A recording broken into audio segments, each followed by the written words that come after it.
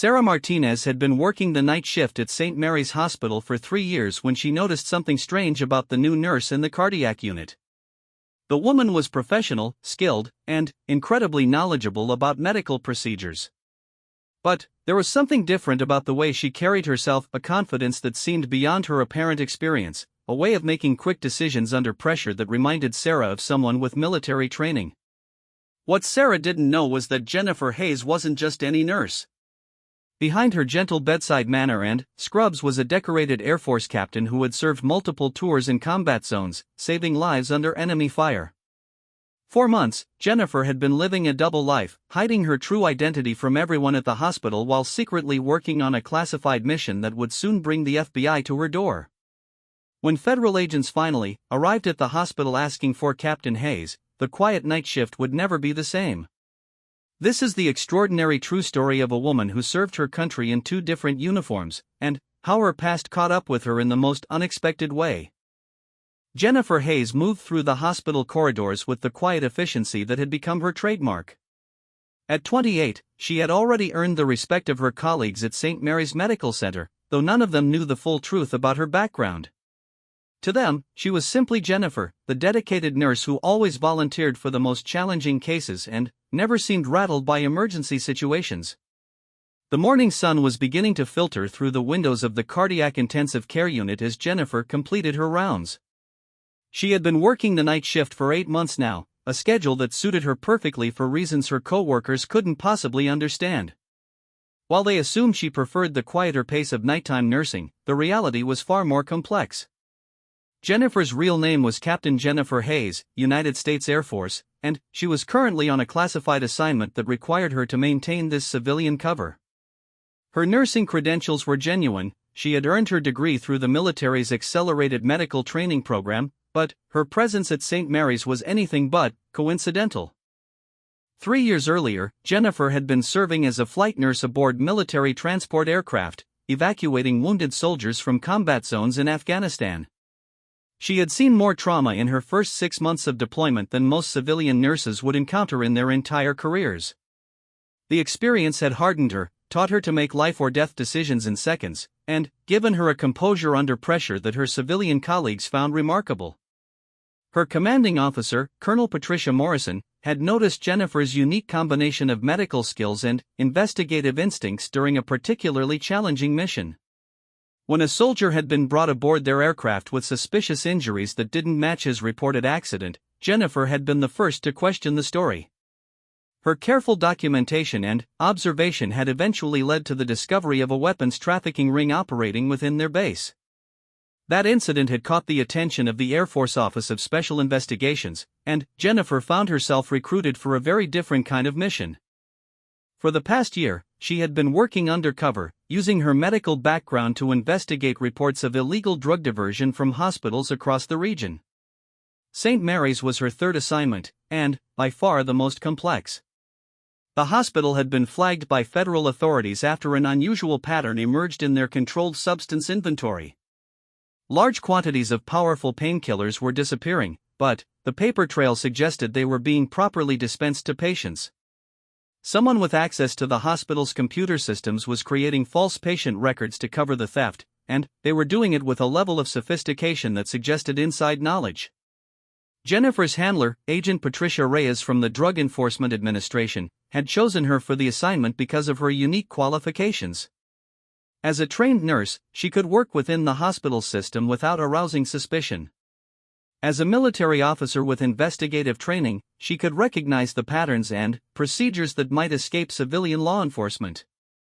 Living this double life was more challenging than Jennifer had anticipated.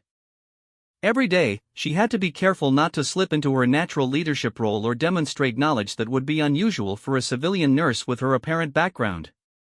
When Dr. Marcus Thompson, the head of cardiology, made decisions she disagreed with, she had to bite her tongue instead of offering the kind of direct feedback she was accustomed to giving as an officer. The hardest part was the isolation. She couldn't form real friendships with her colleagues because so much of her life had to remain hidden. When they talked about their backgrounds, their families, or their future plans, Jennifer had to stick to a carefully crafted cover story that felt increasingly hollow with each telling. Her supposed background was simple but believable. She had grown up in Ohio, attended nursing school at a small state university, and moved to the area after a relationship ended badly. She claimed to have no family nearby and few outside interests, which explained why she never talked about her personal life or invited colleagues to socialize outside work. The truth was far more complicated. Jennifer had grown up in a military family, moving from base to base throughout her childhood. Her father was a career Air Force pilot, and her mother had worked as a base administrator. She had two younger brothers, both serving in different branches of the military, and her parents were currently stationed in Germany.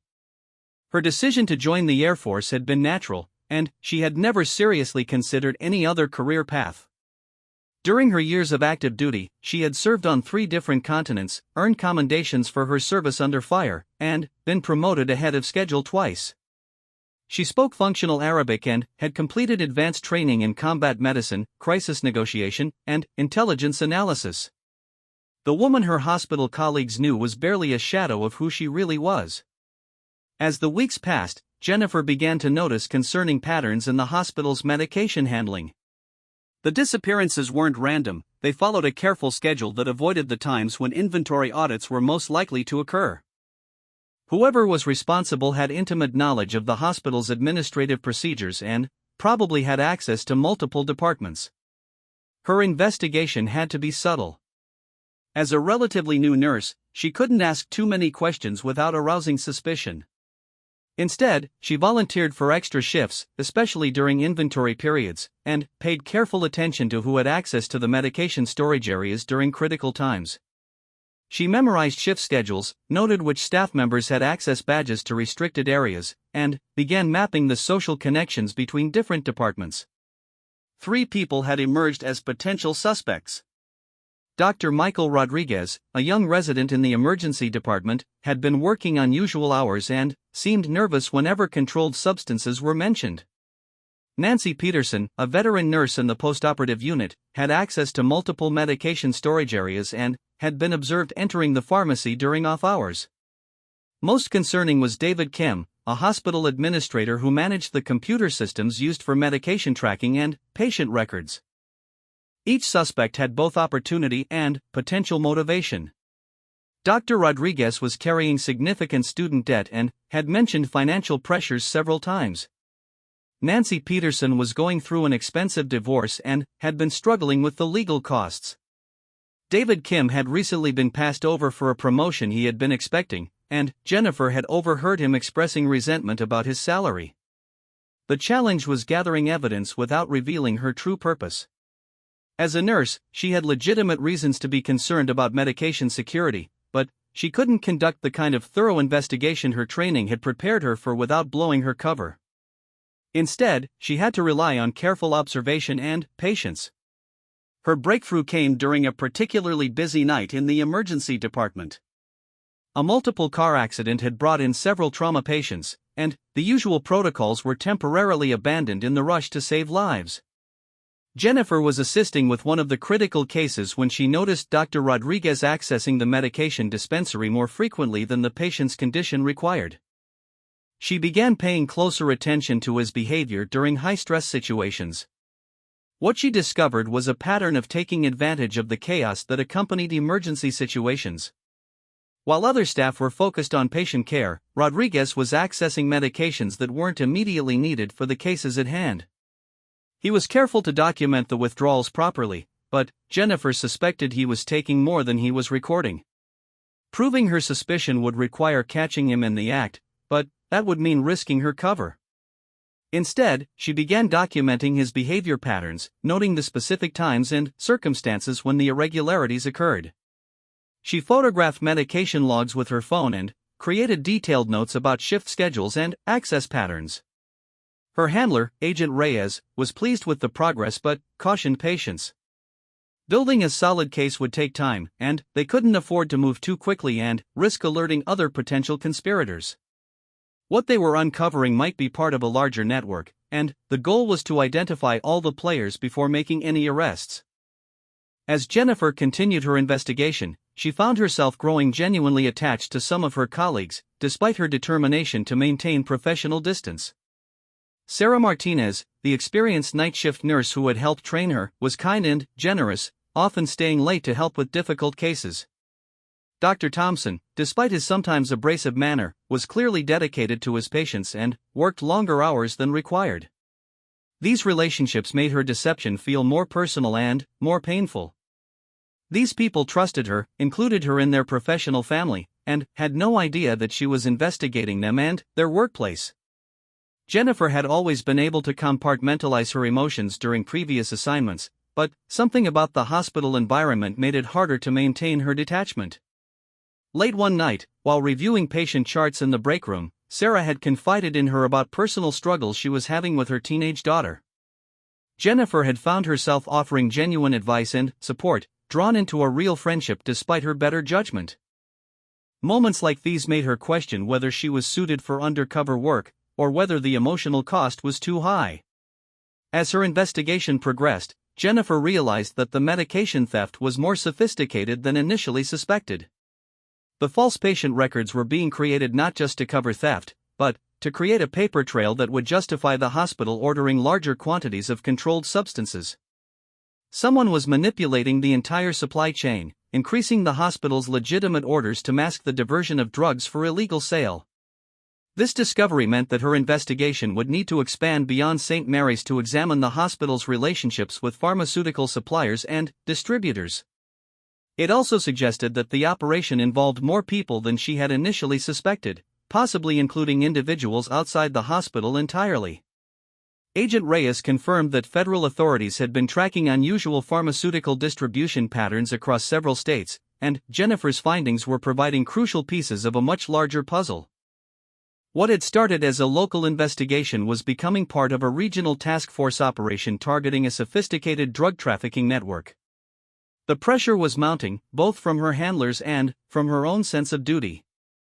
Every day that the operation continued meant more drugs were reaching the streets, potentially harming countless people.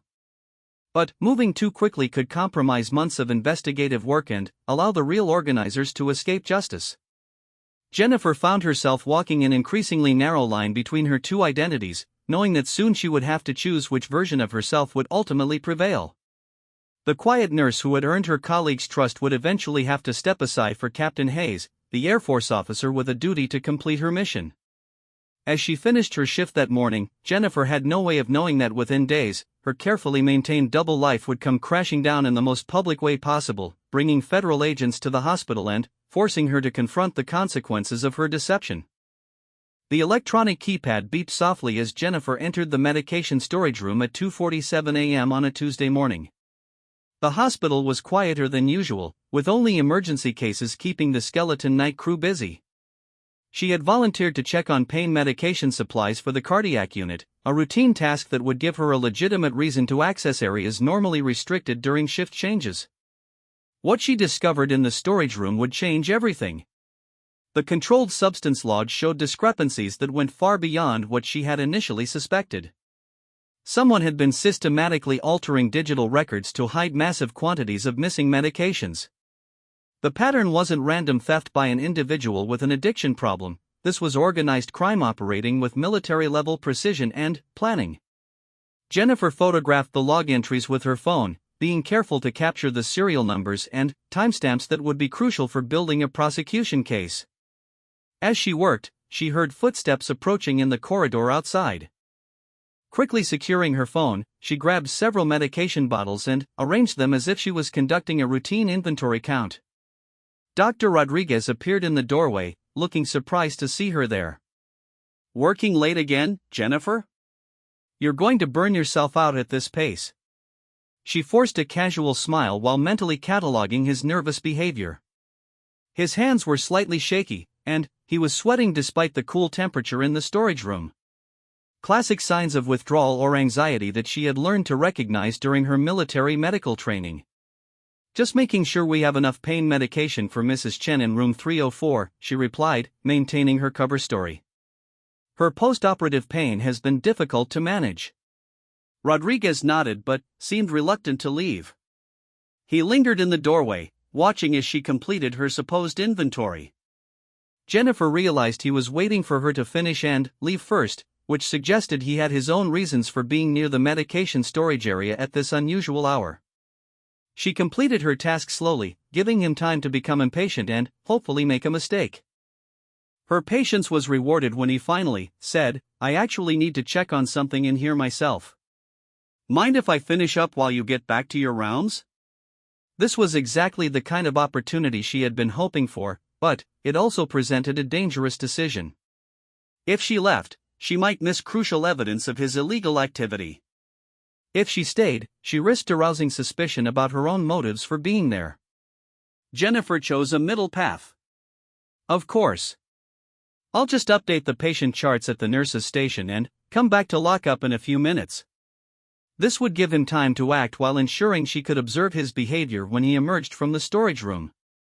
From her position at the nurse's station, Jennifer had a clear view of the corridor leading to the medication storage area. She pretended to work on patient charts while actually timing Rodriguez's activities and watching for any signs of unusual behavior. 15 minutes later, he emerged from the storage room looking visibly relieved. He was no longer sweating, and his hands had steadied considerably. Most telling was the small bulge in his lab coat pocket that hadn't been there when he entered the room. Jennifer made careful notes about the timing and his changed demeanor, evidence that would be crucial for the federal case being built against him. But Rodriguez was only part of the story.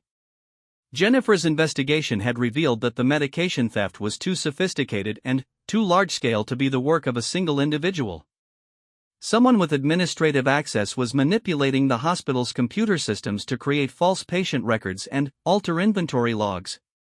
The operation required coordination between multiple departments and probably involved people outside the hospital entirely.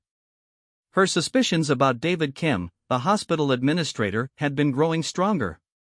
Kim had access to all the computer systems that were being manipulated, and he had been working unusual hours that coincided with the times when irregular transactions occurred.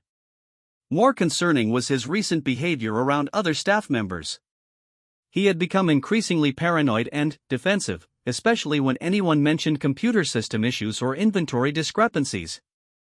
Jennifer decided to test her theory by creating a situation that would force Kim to reveal his involvement. During her next shift, she deliberately reported a computer system error that would require administrative intervention to resolve. She claimed that medication records for one of her patients weren't updating properly, a problem that could legitimately require Kim's expertise to fix. When Kim arrived to address the supposed computer problem, Jennifer watched his reaction carefully. Instead of following standard troubleshooting procedures, he immediately accessed the medication tracking system and began checking specific records that had nothing to do with her reported issue. His familiarity with the system's irregularities was too detailed to be coincidental. Even more damning was his emotional reaction when he realized that some of the false records he had created were becoming visible in routine reports. Jennifer watched as he quickly modified several entries, deleting patient records that should have been permanent parts of the medical database. This wasn't system maintenance, it was evidence destruction. She documented everything she observed, knowing that Kim's actions were providing crucial evidence for the federal investigation. But she also realized that her own behavior was probably attracting attention. Asking too many questions and being present during too many irregular incidents could compromise her cover and potentially put her in danger.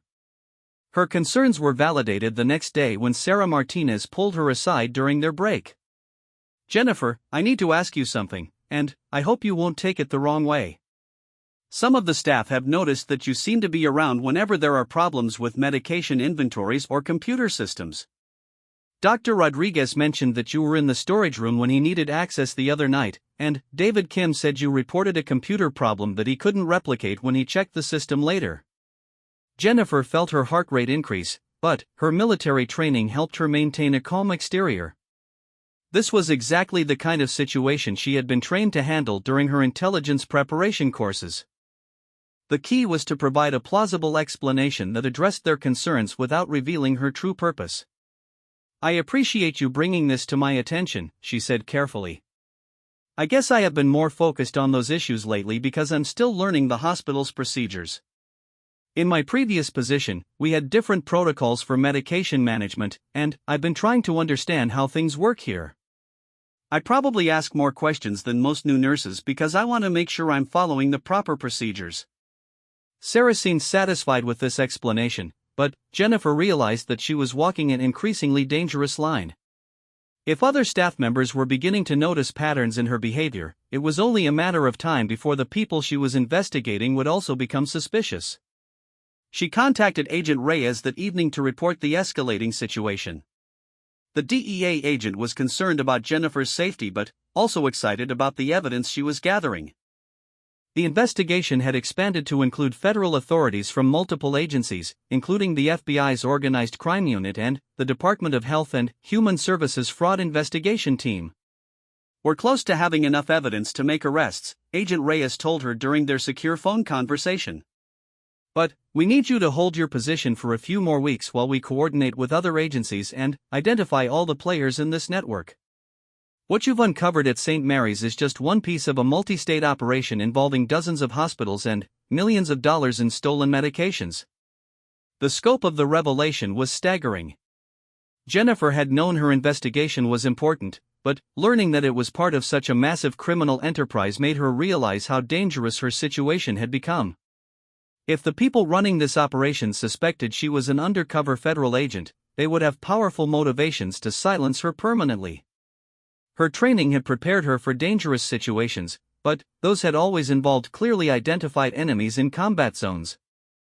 This was different. She was surrounded by people she worked with every day, never knowing which of her colleagues might be involved in the criminal network or how far they might go to protect their operation. The paranoia was exhausting. Every conversation had to be analyzed for hidden meanings. Every interaction had to be evaluated for potential threats. Jennifer found herself missing the straightforward nature of military service, where enemies and allies were clearly identified and the rules of engagement were explicitly defined. Despite the stress, she continued gathering evidence methodically. She documented medication theft patterns, photographed altered computer records, and built detailed profiles of the individuals involved in the illegal activities. Her military training in intelligence analysis proved invaluable as she connected seemingly unrelated incidents into a comprehensive picture of the criminal operation. One discovery particularly concerned her. The stolen medications weren't just being sold on the street, some were being shipped internationally to countries with limited pharmaceutical regulation. This suggested connections to organized crime groups with global reach, making the operation far more sophisticated and dangerous than a typical local drug trafficking ring. Jennifer also discovered that the criminals had been recruiting new participants from among the hospital staff. They were specifically targeting employees with financial difficulties or personal problems, offering them money in exchange for access codes, schedule information, or assistance with covering up theft activities. This recruitment strategy explained how the operation had grown so large and remained undetected for so long. Dr. Rodriguez appeared to be one of these recruited participants rather than an original organizer. His drug addiction had made him vulnerable to recruitment, and his medical access had made him valuable to the criminal network. But he was clearly being managed by someone else, following instructions rather than making independent decisions about the theft activities.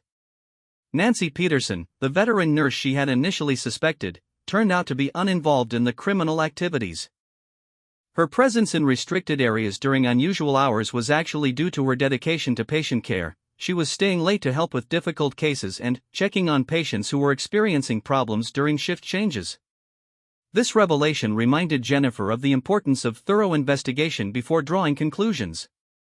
Her military intelligence training had emphasized the danger of confirmation bias, and she had almost fallen into the trap of seeing evidence where none existed. As her investigation progressed, Jennifer began to understand the full scope of what she was uncovering.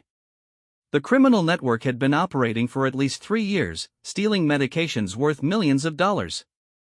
They had corrupted hospital staff at multiple facilities across several states, creating a pipeline that diverted prescription drugs from legitimate medical use to illegal distribution networks. The sophistication of their operation was impressive and disturbing. They had developed methods for manipulating electronic medical records that were nearly undetectable through routine audits. They had established distribution networks that moved stolen medications across state lines without triggering federal oversight. They had even created legitimate-appearing business entities that served as fronts for money laundering activities. Jennifer realized that stopping this operation would require perfect coordination between multiple law enforcement agencies. A poorly timed arrest could allow key figures to escape or destroy crucial evidence. The federal task force was planning what they called a takedown day, when simultaneous raids would occur at multiple locations, arresting dozens of suspects and seizing evidence from hospitals, warehouses, and distribution centers across several states. Her role in this massive operation was crucial but also incredibly dangerous. As the federal agents prepared for their coordinated action, Jennifer would have to maintain her cover while helping to identify final targets and gather last-minute evidence. She would be working alone, surrounded by people who might kill her if they discovered her true identity.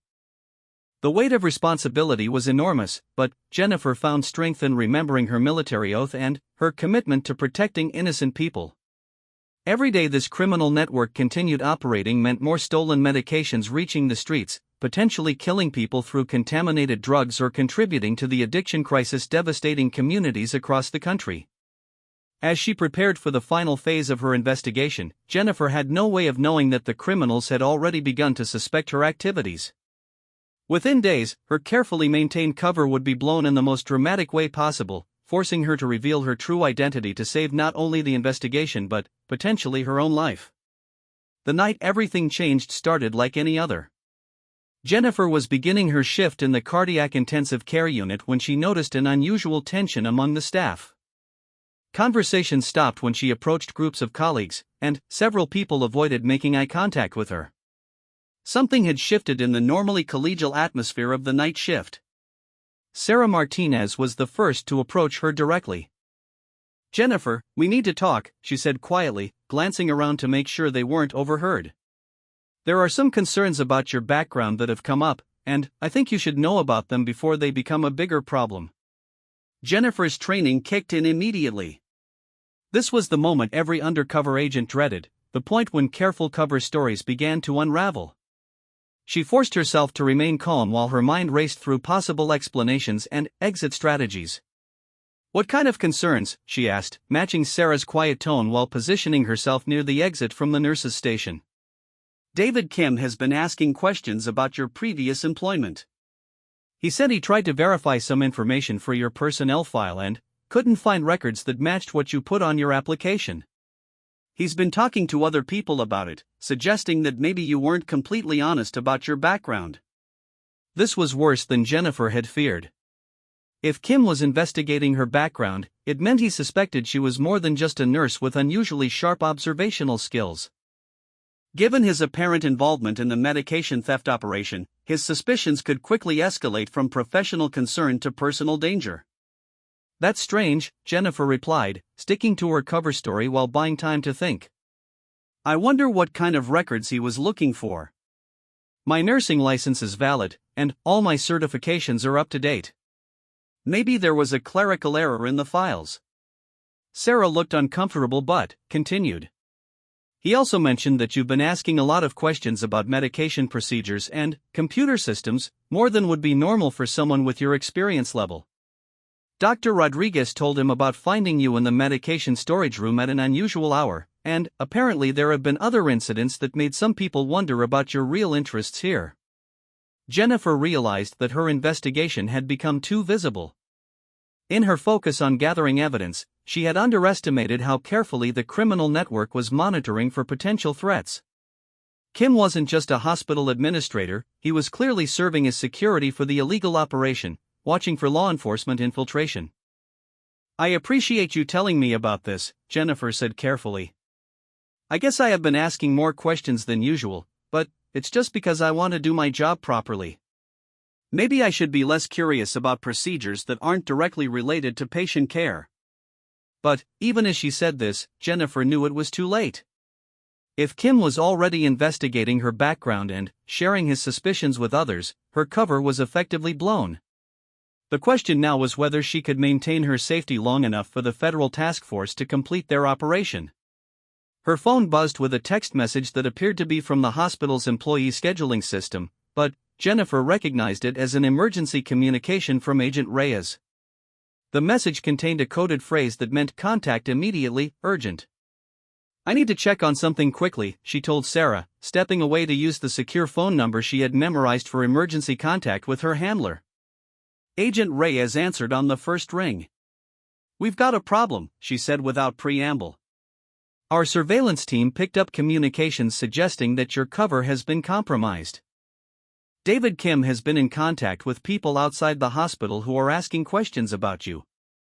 We think they may have identified you as a federal agent. Jennifer felt her stomach drop. This was the scenario she had trained for but hoped never to face. If the criminal network knew she was an undercover agent, they would have powerful incentives to eliminate her before she could testify against them.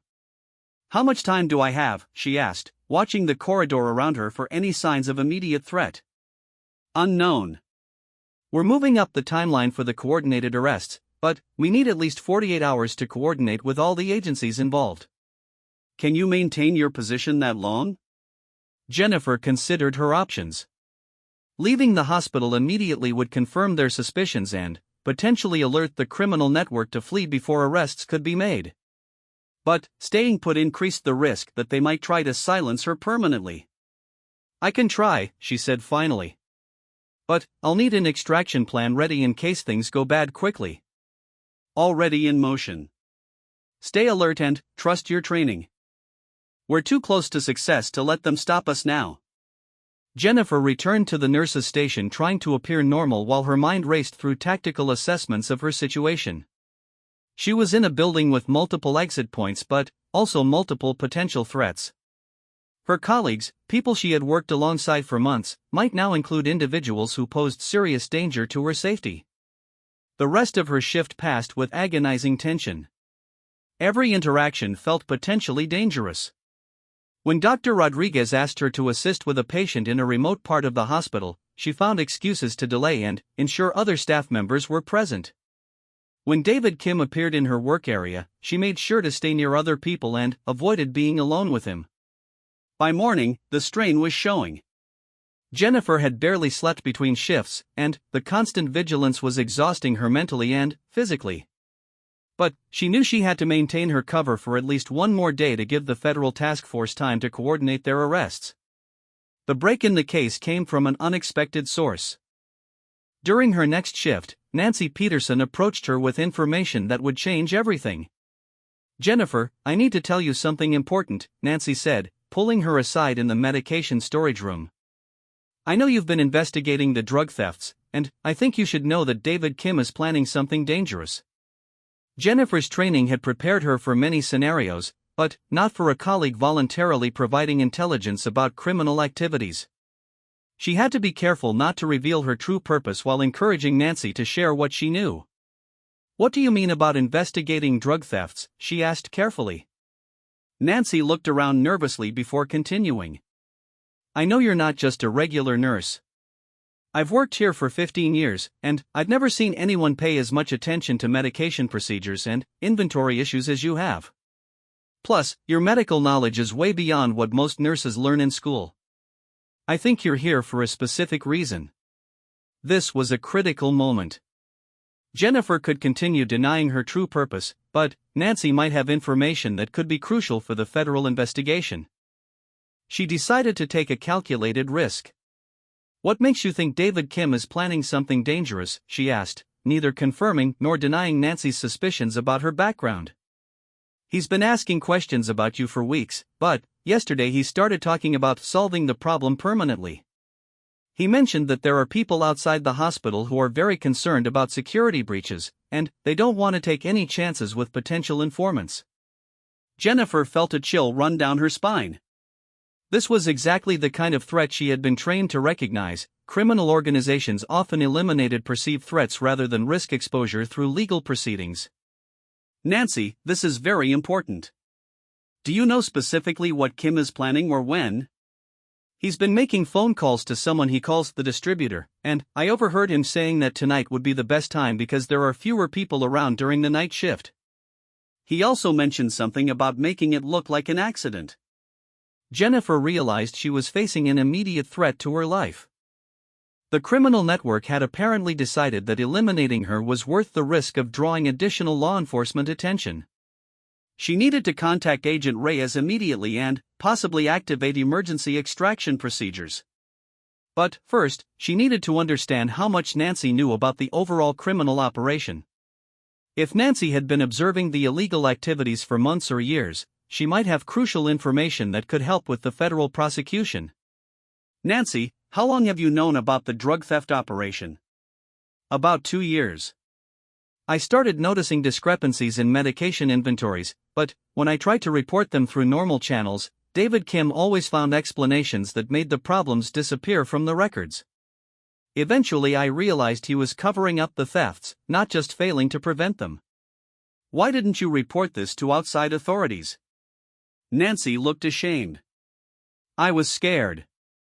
These people have connections outside the hospital, and I was worried about what might happen to me or my family if I caused problems for their operation. I convinced myself that as long as patient care wasn't being compromised, it wasn't my responsibility to get involved. Jennifer understood Nancy's fear, but she also realized that this conversation had given her crucial intelligence about the criminal network's security measures and their willingness to use violence to protect their operation. Nancy, I need you to listen to me very carefully. If what you're saying is true, then both of us could be in serious danger tonight. Is there somewhere safe you can go for the next few days? Are you going to call the police? I'm going to call people who can handle this situation properly. But first, I need to make sure you're safe. Can you leave the hospital right now and stay somewhere Kim and his associates can't find you? Nancy nodded, clearly frightened but determined to do the right thing. I have a sister in another state. I could drive there tonight and stay until this is resolved. That's exactly what you should do. Leave immediately, and don't tell anyone where you're going. After Nancy left, Jennifer contacted Agent Reyes again. This time, the DEA agent's response was immediate and decisive.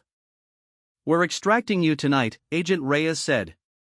The threat is too credible to ignore, and we have enough evidence to begin arrests even without the additional intelligence you might gather. What about the coordination with other agencies? I thought you needed more time to organize the multi-state operation. Plans change when agents' lives are at risk. We'll proceed with what we have and adjust the operation scope as necessary. Jennifer felt a mixture of relief and disappointment. She had been so close to completing her mission perfectly, and the early extraction meant that some criminals might escape justice. But she also knew that dead agents couldn't testify in court, and her safety had to be the priority. As she prepared to leave the hospital for the last time, Jennifer reflected on the strange relationships she had formed during her months undercover. Sarah Martinez had been genuinely kind to her, offering friendship and support that Jennifer couldn't reciprocate honestly. Dr. Thompson, despite his gruff exterior, had shown real concern for patient welfare that Jennifer respected. Even some of the people involved in the criminal activities, like Dr. Rodriguez, seemed to be victims of circumstance rather than hardened criminals. The complexity of human motivations and relationships was something her military training hadn't fully prepared her for. In combat situations, moral choices were often clear-cut. In the civilian world she had been infiltrating, the lines between right and wrong were sometimes blurred by desperation, weakness, and the gradual erosion of ethical boundaries. As Jennifer walked toward the hospital exit for the last time, she had no idea that federal agents were already positioning themselves throughout the building. Within hours, the quiet night shift at St. Mary's would be disrupted by arrests that would make national news and expose one of the largest medical fraud operations in the region's history. Her role as Jennifer the nurse was ending, but Captain Hayes' duty was far from over. The most challenging part of her mission was just beginning. At 6:23 a.m. on a Wednesday morning, federal agents in dark suits began arriving at St. Mary's Medical Center in unmarked vehicles. The hospital's security guards, accustomed to routine visits from various officials, initially paid little attention to the professional-looking men and women who entered through different entrances carrying briefcases and identification badges.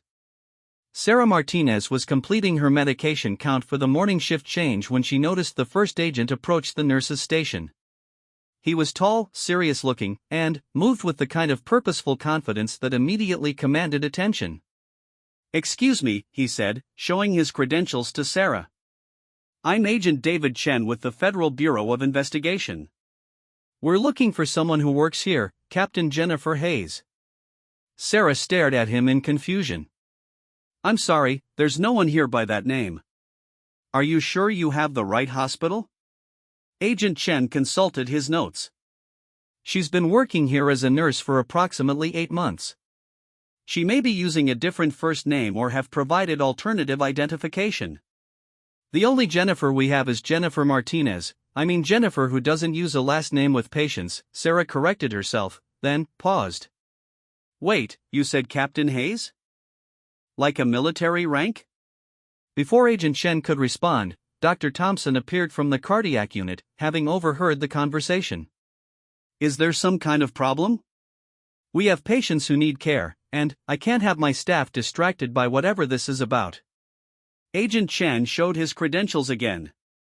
"Dr. Thompson, we need to speak with one of your nurses as part of a federal investigation. We believe she's been working undercover here for several months." The color drained from Dr. Thompson's face. "Undercover? What kind of investigation?" "We're not at liberty to discuss the details, but we need to locate Captain Hayes immediately. Her safety may be at risk." Sarah felt her world shifting as she began to understand what was happening. "You're talking about Jennifer, aren't you? Our Jennifer who works the night shift?" Agent Chen nodded. "We have reason to believe that criminal elements may have discovered her identity and could pose a threat to her safety." "When did you last see her?" "She left at the end of her shift about an hour ago," Dr. Thompson said. "But this is impossible. Jennifer is just a nurse. She's been working here for months, taking care of patients, doing normal nursing duties. There must be some mistake." More federal agents were arriving, and Sarah began to notice that they were positioning themselves throughout the hospital in a coordinated pattern. This wasn't a routine inquiry, it was the beginning of a major law enforcement operation. Agent Chen's radio crackled with a coded message, and his expression became more urgent. "Dr. Thompson, I need you to assemble your senior staff immediately. We'll be conducting interviews with personnel who had access to controlled substances and medication storage areas. This is part of a federal investigation into drug theft and distribution." Dr. Thompson looked stunned. "Drug theft? From our hospital?" "Significant quantities of controlled substances have been stolen from this facility over the past several years. Captain Hayes was conducting an undercover investigation to identify the perpetrators and gather evidence for prosecution." Sarah sank into a chair, trying to process what she was learning. Jennifer, or Captain Hayes, wasn't really a nurse at all. She was a federal agent who had been pretending to be someone else, living among them, investigating them, for months. All their conversations, all the times Jennifer had helped with difficult patients or stayed late to assist with emergencies, had been part of an elaborate deception. "Where is she now?" Sarah asked. "Is she safe?" Agent Chen checked his watch. "She was extracted from the area early this morning when we learned that her cover may have been compromised. She's currently in a secure location providing final briefings for this operation." More federal agents were entering the hospital, and Sarah could see them approaching various staff members with identification badges and official-looking documents. David Kim was being escorted toward an interview room by 2 agents who clearly weren't giving him a choice about accompanying them. Dr. Thompson was struggling to understand the implications of what he was learning. "You're saying that someone on my staff has been stealing drugs, and I never noticed?" "The operation was sophisticated," Agent Chen explained. "Computer records were being altered to hide the thefts, and false patient records were created to justify medication orders. Without specialized training in investigating financial crimes, the discrepancies would have been nearly impossible to detect through normal hospital procedures." As the morning progressed, the scope of the federal operation became clear. Agents were interviewing dozens of hospital employees, examining computer systems, and reviewing years of medication inventory records. Search warrants were being executed at several locations outside the hospital, including David Kim's home and office. Dr. Rodriguez was led away in handcuffs, his involvement in the theft operation having been thoroughly documented by Captain Hayes' investigation. Several other employees were taken into custody, including 2 pharmacy technicians and a hospital administrator who had been helping to alter computer records. Sarah found herself being interviewed by Agent Patricia Reyes, the DEA agent who had been Captain Hayes' handler throughout the undercover operation. "I need to understand the relationship between you and Agent Hayes," Reyes said gently. "She mentioned in her reports that you were particularly kind to her and helped with her orientation to hospital procedures." "I thought I was helping a new nurse adjust to our unit," Sarah said, still struggling with feelings of betrayal and confusion. "I had no idea she was investigating us. I told her things about my personal life, my family problems. I trusted her." Agent Reyes leaned forward sympathetically. "I want you to understand that Agent Hayes' feelings toward you and other innocent staff members were genuine. She specifically mentioned in her reports how difficult it was to maintain professional distance when colleagues like you were showing real friendship and kindness. The emotional strain of undercover work is one of the most challenging aspects of what these agents do." "But everything she told us about herself was a lie, wasn't it?" "Her background story was fabricated, yes. But her medical training is real. She's a qualified nurse with military experience. Her concern for patient welfare was genuine. Her dedication to doing the job properly was authentic. The only deception was about why she was really there." Sarah tried to process this information. Looking back on her interactions with Jennifer, she could see signs that might have suggested something unusual. Jennifer's calm competence during medical emergencies, her knowledge of procedures that seemed advanced for her experience level, her reluctance to talk about personal relationships or background details. Did she ever really care about the patients, or was that just part of her cover? "Agent Hayes requested to continue working with some of your patients even after her investigation was complete," Agent Reyes said. "She was particularly concerned about Mrs. Chen, the elderly cardiac patient you both worked with last month. That kind of concern doesn't come from training or professional obligation, it comes from genuine compassion." Across the hospital, the impact of the federal operation was spreading. News media had arrived and were broadcasting live reports about the drug theft investigation. Patients and families were asking questions about the safety of their medications and the reliability of the hospital's security procedures. Hospital Administrator Margaret Foster was holding emergency meetings with department heads, trying to understand the full scope of the criminal activity and its impact on hospital operations. The board of directors had been contacted, and legal counsel was being consulted about the hospital's potential liability. Dr. Thompson was struggling with his own feelings of professional failure.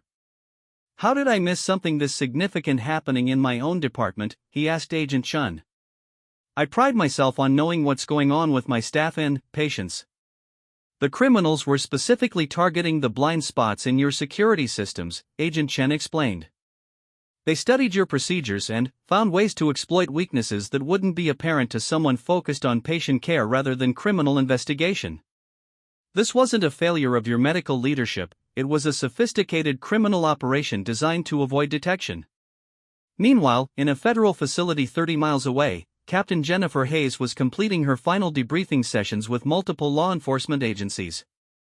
The information she had gathered during her months undercover was being used to coordinate arrests and searches across several states. "Your work has been exceptional," Agent Reyes told her during a break in the debriefing sessions. "The evidence you gathered has given us everything we need to dismantle this entire network. Dozens of arrests are being made today, and we estimate that this operation was diverting millions of dollars worth of medications annually." Jennifer felt relieved but also emotionally drained. What happens to the people at the hospital who weren't involved? Sarah Martinez, Dr. Thompson, the other nurses who were just doing their jobs? They'll be interviewed as witnesses and potential sources of additional information, but they're not considered suspects. Most of them will probably return to normal duties once the initial investigation phase is complete. Will I be able to see them again? To explain what really happened? Agent Reyes looked thoughtful. Eventually, yes.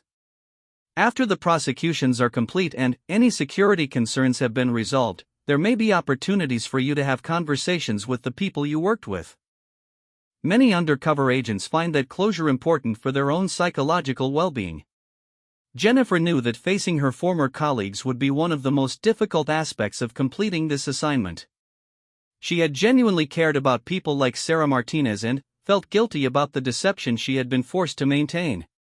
But she also knew that her work had prevented thousands of stolen pain medications from reaching the streets and potentially harming vulnerable people.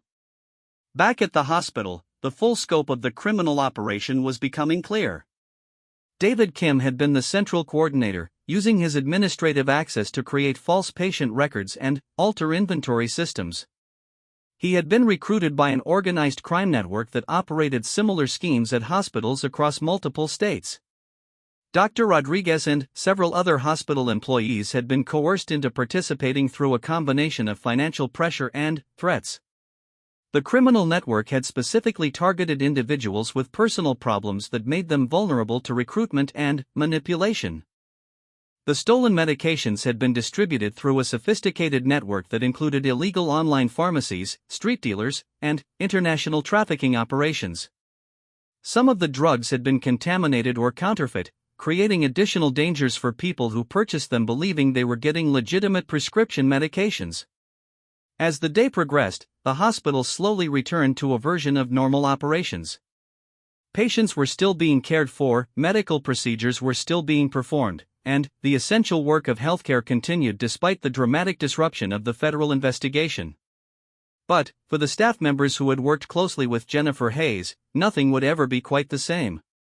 They had learned that someone they trusted and cared about was actually a federal agent investigating criminal activity among their colleagues. The revelation challenged their assumptions about trust, deception, and the hidden complexities of the world around them. Sarah Martinez found herself wondering how many other aspects of her daily life might not be what they appeared to be. If a federal agent could successfully pose as a nurse for months without detection, what other deceptions might be hidden in plain sight? As the media coverage intensified and the scope of the criminal network became public knowledge, the hospital staff began to understand that they had been unwitting witnesses to a major federal crime investigation. Their quiet workplace had been the center of a sophisticated law enforcement operation that would ultimately result in dozens of arrests and the dismantling of a multi-million-dollar criminal enterprise. The woman they had known as Jennifer would soon become Captain Hayes again, returning to her military duties and leaving behind the relationships and experiences of her months in civilian healthcare. But the impact of her investigation would continue for years, as the criminal cases worked their way through federal courts and the healthcare industry implemented new security measures to prevent similar theft operations. For Jennifer herself, the transition back to her military identity would prove more challenging than she had anticipated. The friendship she had formed, even under false pretenses, had changed her understanding of civilian life and made her question whether she was suited for continued undercover work.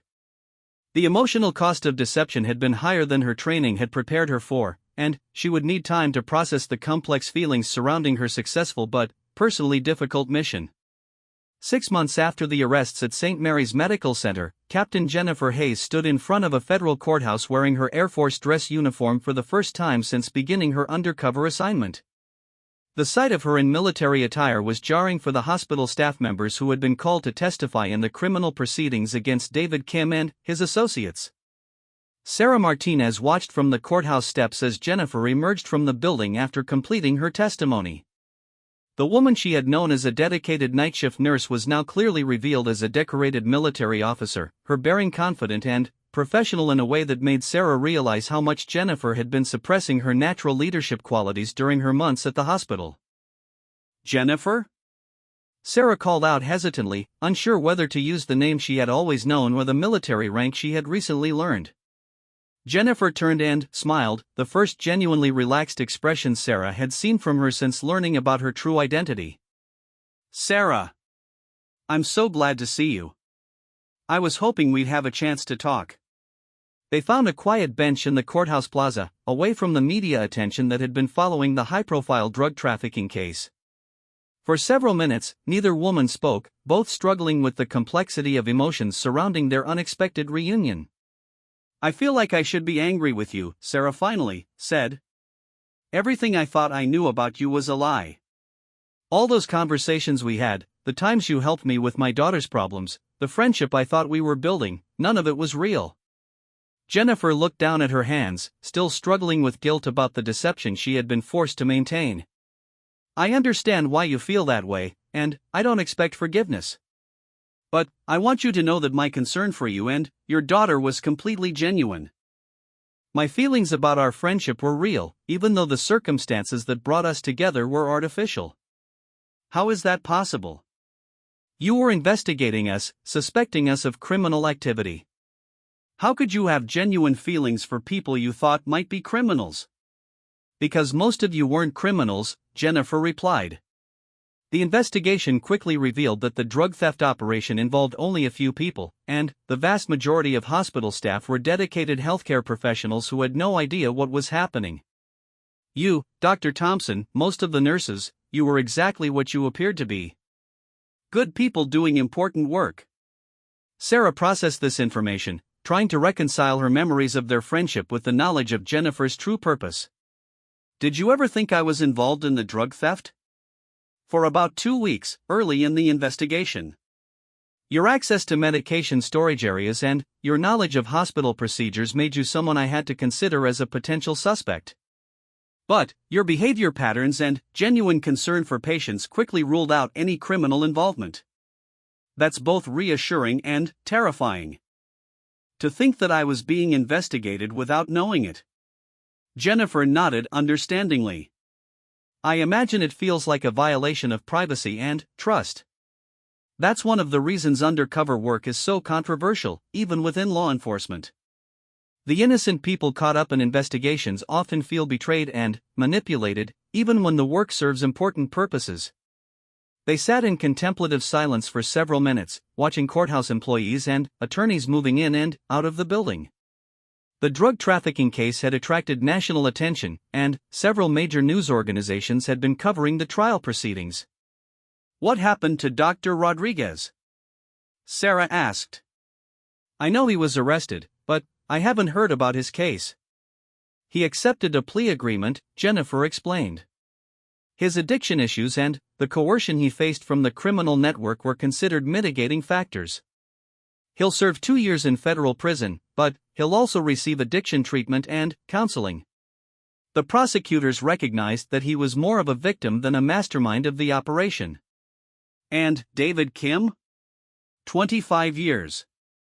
"He was the key organizer at our hospital and had connections to similar operations in 6 other states. The judge considered him a serious threat to public safety and wanted to send a strong message about the consequences of exploiting healthcare systems for criminal purposes." Sarah felt a mixture of satisfaction and sadness about these outcomes. Justice was being served, but the human cost had been enormous. Families had been destroyed, careers had been ruined, and the trust that patients placed in their healthcare providers had been violated. "What about you?" Sarah asked. "Are you going back to regular military duty, or will you continue doing undercover work?" Jennifer considered how much to reveal about her future assignments. "I'm returning to flight nurse duties with the Air Force Medical Service. The undercover work was valuable experience, but I realized that I prefer the straightforward nature of military medical care. Helping wounded soldiers is challenging, but at least everyone knows who I am and why I'm there." "Do you regret the investigation? Knowing how much deception was involved and how it affected people like me?" "I regret the personal cost, especially the impact on innocent people who got caught up in the investigation. But I don't regret stopping the criminal operation." "Do you know how many prescription pain medications were being stolen and sold illegally every month?" Sarah shook her head. "Enough to supply several thousand drug users with daily doses.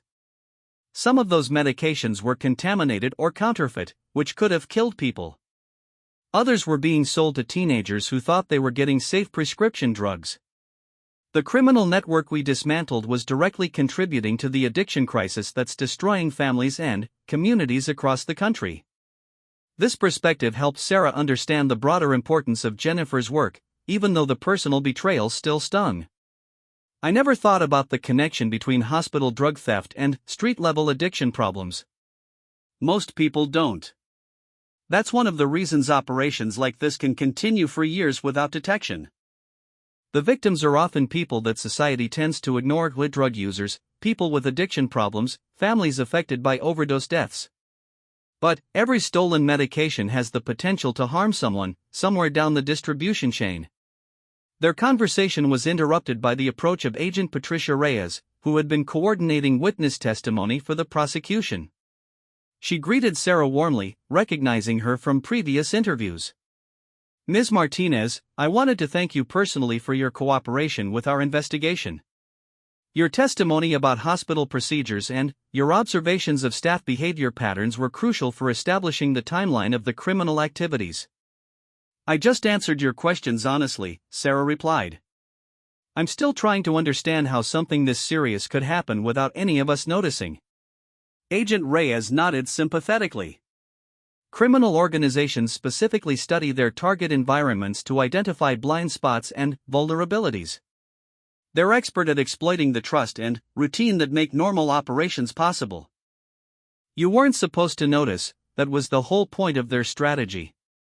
Will something like this happen again? Are other hospitals vulnerable to similar operations? We've shared our findings with hospital administrators and medical organizations across the country, Agent Reyes explained. New security procedures are being implemented, computer systems are being upgraded, and healthcare professionals are being trained to recognize the warning signs of medication diversion. The criminal methods we uncovered are now much less likely to succeed. Jennifer added, "One positive outcome of this investigation is that hospitals nationwide are improving their security systems. The criminals inadvertently helped expose vulnerabilities that can now be addressed before other organizations exploit them." As their conversation continued, Sarah found herself beginning to understand Jennifer's actions in a different context. The deception had been painful, but it had served a legitimate and important purpose.